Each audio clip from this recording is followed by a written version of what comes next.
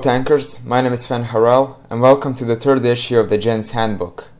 In this month's video, I'll show you how to control your hull properly to avoid flipping over and where you should aim for to shoot your opponent off aim.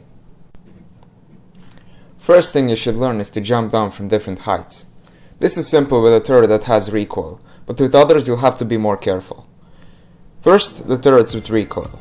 Simply shoot in the direction you need to balance yourself out.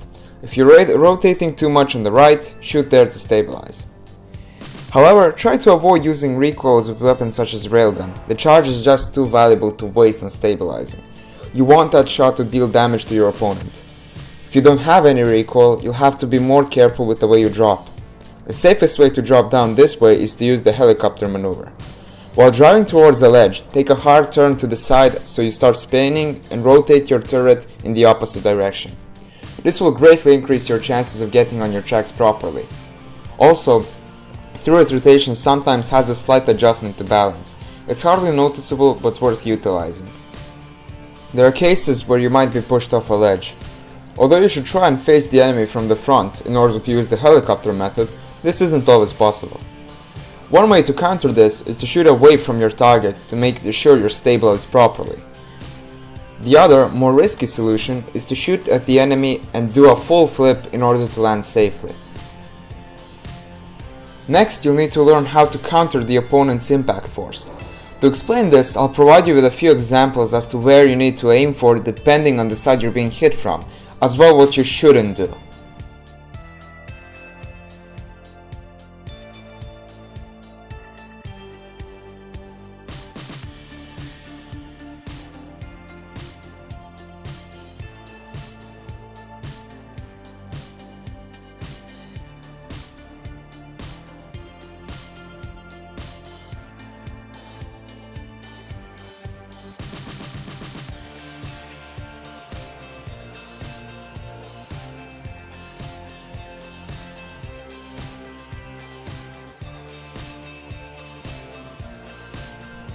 Another simple technique that involves a bit of hull control is avoiding getting shot off.